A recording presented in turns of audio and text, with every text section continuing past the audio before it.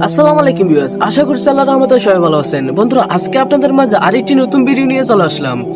বন্ধুরা, ইতিমধ্যে যশোর আজহারি হুজুরের মাঠে আল্লামা মামুনুল হক সাহেব ভয়ঙ্কর হুঙ্কার দিলেন। এই ওয়াজটি যদি আপনি একবার শুনেন তাহলে ইনি অবশ্যই অবাক হবেন আপনিও, এবং অনেক কিছু শিখতে পারবেন। তো দেরি না করে মূল ভিডিওটা শুরু করা যাক। সম্পূর্ণ ভিডিওটা দেখবেন। হাতে হাত রাখি সমস্ত বৈষম্য জুলুম স্বৈরতন্ত্রের কবর রচনা করে আল্লাহর কোরআনের সমাজ গড়বার জন্য হাতে হাত রাখি। যদি ইনসাফ কায়েম না করা যায়, ইসলাম অনুসরণ করা যায় না, যদি বেইনসাফের বিরুদ্ধে লড়াই না করতে পারো, মিথ্যে মুসলমানিত্বের দাবি ত্যাগ করো। তুমি যদি ইনসাফের জন্য যুদ্ধ করতে না পারো, তুমি যদি বৈষম্যের বিরুদ্ধে লড়াই করার হিম্মত না রাখো, মুসলমানের মিথ্যা দাবি করা ভণ্ডামি ছাড়া কিছুই নয়। আর সর্বোপরি যদি একটি বৈষম্যহীন সমাজ করবার জন্য শাহাদাতের রক্ত দিতে হয়, আবু সাঈদের মতো বৈষম্যের বিরুদ্ধে বুক পেতে দিয়ে জীবন দেওয়ার জন্য শপথ নিতে হবে। কোরআনে পাকের এক একটা আয়াত, কোরআনের এক একটা বিধান আল্লাহর জমিনে বাস্তবায়ন করার জন্য আমাদের জীবন যৌবনের বাজি লাগায় দিতে হবে, বাজি লাগায় দিতে হবে ইনশাআল্লাহ। ইনসাফ কায়েম করতে গিয়ে শুধু যদি নিজের সন্তানের হাতের উপর দিয়ে যায়, সে হাত স্তব্ধ হয়ে যাবে না, সে হাত থমকে দাঁড়াতে পারবে না। যেখান দিয়ে ইনসাফ যাবে সেখান দিয়ে ইনসাফকে চালিয়ে দিতে হবে। এই সমাজ, এই জমিন এখন বিপ্লবী চায়। সে বিপ্লব আব্রাহাম লিঙ্কনের আদর্শের বিপ্লব নয়, সে বিপ্লব কার্ল মার্কস, মাও সেতুং আর লেনিনদের বিপ্লব নয়। বাংলার মাটি আরেকটা বিপ্লব দেখতে চায়। সে বিপ্লব হবে আল কোরআনের বিপ্লব, সে বিপ্লব হবে ইসলামী সমাজ গঠনের বিপ্লব। সেই বিপ্লবের জন্য 2000 যুবক নয়, যদি 2 লক্ষ যুবকের তাজা বুকের শাহাদাতের রক্তের প্রয়োজন হয়, সে রক্ত দেওয়ার জন্য শহীদ ঈদগাহে কারা কারা জমায়েত হবে, কারা কারা জমায়েত হবে। এটা শুধু কথার কথা না, শপথ। এটা কথার কথা না, শপথ। এটা অঙ্গীকার। কার সাথে? কার সাথে?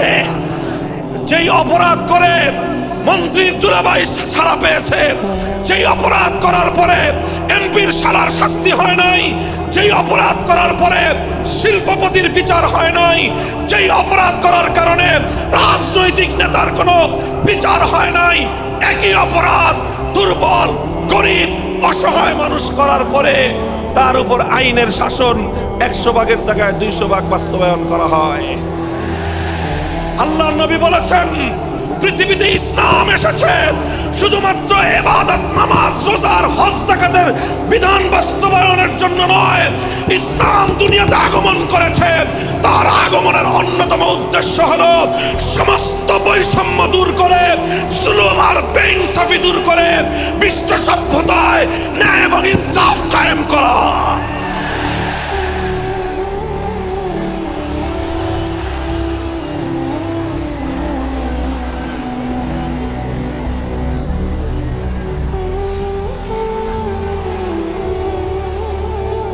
মনে রাখবেন, বৈষম্যহীন সমাজ গড়া এটা শুধু বৈষম্য বিরোধী ছাত্র নেতৃবৃন্দের দায়িত্ব নয়।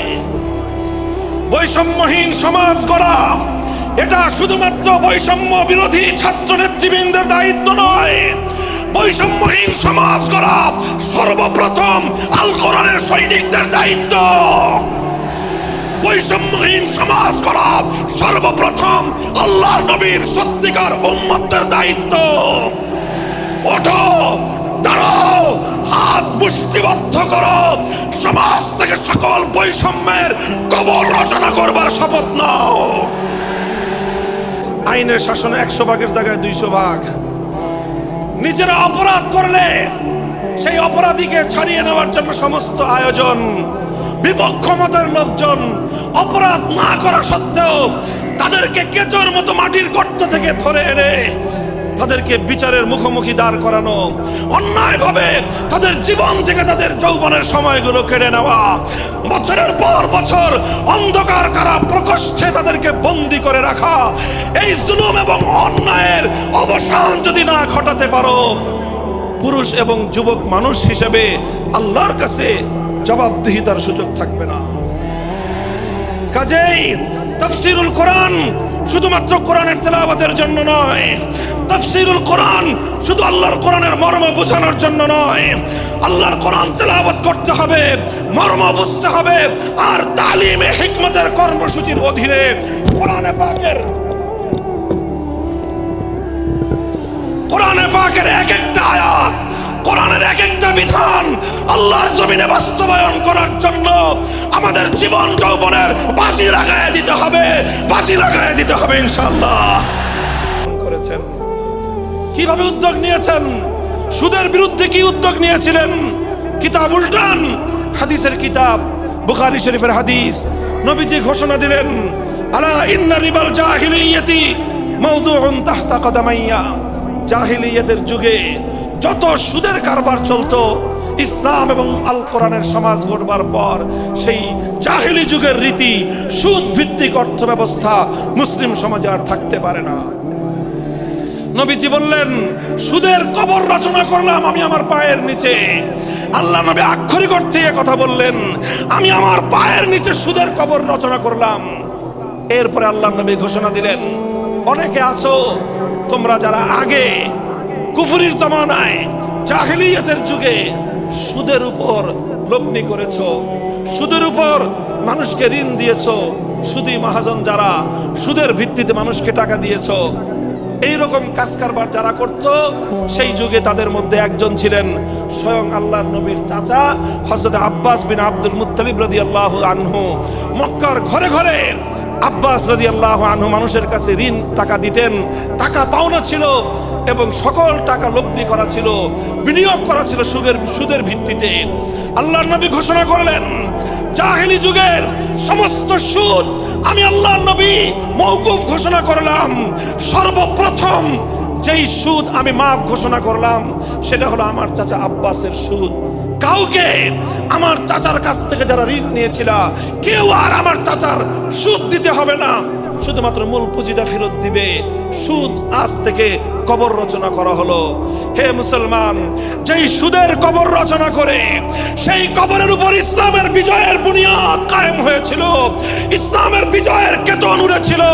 অন্যায় বৈষম্যের কবর রচনা করে, সুদ ভিত্তিক অর্থ ব্যবস্থার কবর রচনা করে আজ মুসলমানেরা আবার সেই কবর খুঁড়ে সেখান থেকে জুলুম, অত্যাচার, সুদ ভিত্তিক অর্থ ব্যবস্থাকে কবরের পচা মাল, কবরের মরা পচা করা লাশ মুসলিম সমাজের মধ্যে আবার পুনর্বাসিত করেছে।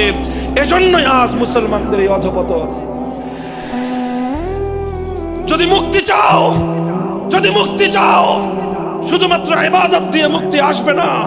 ইবাদত যেমন করতে হবে, যেরকম নামাজ, রোজা, হজ, যাকাত, তাসবিহ, তাহলিল আদায় করতে হবে, ঠিক একই ভাবে সমাজ সংস্কার করার জন্য সমাজ থেকে জুলুম দূর করতে হবে, বৈষম্য দূর করতে হবে, বেইনসাফি দূর করতে হবে, সুদ ভিত্তিক অর্থ ব্যবস্থার বিরুদ্ধে জাতীয়ভাবে ঐক্য গড়ে তুলে সুদের বিরুদ্ধে যুদ্ধ ঘোষণা করতে হবে। রাজি আছেন তো ইনশাআল্লাহ? আল্লাহ পাক তৌফিক দান করেন। হাত নামান। 3 দফা কর্মসূচি গেল, তালিমে হিকমত সর্বশেষ আলোচনা ও সমাপ্তির দিকে। নবীজির 4 নম্বর কর্মসূচি হলো ওয়ায়ুআল্লিমুহুমুল কিতাবা ওয়াল হিকমাতা ওয়া ইউযাক্কিহিম। ইউযাক্কিহিম অর্থ হলো তাজকিয়া। তাজকিয়ার অনেক অর্থ। তাজকিয়া বলে শুধুমাত্র পীর মুরিদি বোঝানো হয়, তাজকিয়া বলে শুধুমাত্র তাসাউফ চর্চা বোঝানো হয়, তাজকিয়া বলে শুধুমাত্র কিছু ওজিফা আদায় করা বোঝানো হয়। তাজকিয়ার আসল সারমর্ম হলো, একটু লক্ষ্য করে বুঝেন, খুব গভীর এবং তাৎপর্যময় একটা কথা। তাজকিয়ার মূল অর্থ হলো, দেখেন কর্মসূচি ছিল কয়টা? 4টা। 1 নম্বর কর্মসূচি ছিল তেলাওয়াতে কিতাবুল্লাহ, আল্লাহর কিতাবের তেলাওয়াত। 2 নম্বর কর্মসূচি ছিল তালিমে কিতাবুল্লাহ, আল্লাহর কিতাবের মর্ম বোঝানো। 3 নম্বর কর্মসূচি ছিল তালিমে হিকমত, অর্থাৎ আল্লাহর কিতাবের প্রত্যেকটা বিধান, প্রত্যেকটা বিষয়কে প্র্যাকটিক্যাল আমলে পরিণত করা, কার্যে পরিণত করা। কথা ঠিক না বেঠিক? 3 নম্বর কর্মসূচি হলো শুধু আমলে পরিণত করাই দায়িত্ব শেষ নয়, বরং আমলে পরিণত করার পরেও আরো অগ্রসর হতে হবে। 4 নম্বর কর্মসূচি হলো আল্লাহর কোরআনকে নিজের আখলাক এবং নিজের চরিত্রে পরিণত করা। কোরআনকে চরিত্রে পরিণত করা, কোরআনের চরিত্র অর্জন করা। কোরআন যে আখলাকের কথা বলেছে, কোরআন যেই চরিত্রের কথা বলেছে, সেই কোরআনই চরিত্র যখন একজন মানুষ গঠন করতে পারে, এটাকেই বলা হয় তাজকিয়া। এটার নামই হলো তাসাউফ। বন্ধুরা, ভিডিওটা কেমন লাগছে অবশ্যই আমাদের কমেন্ট বক্সে জানাবেন। আর ভিডিওটা ভালো লাগলে আমাদের এই ছোট্ট চ্যানেলটি সাবস্ক্রাইব করে দিবেন। ধন্যবাদ। আসসালামু আলাইকুম।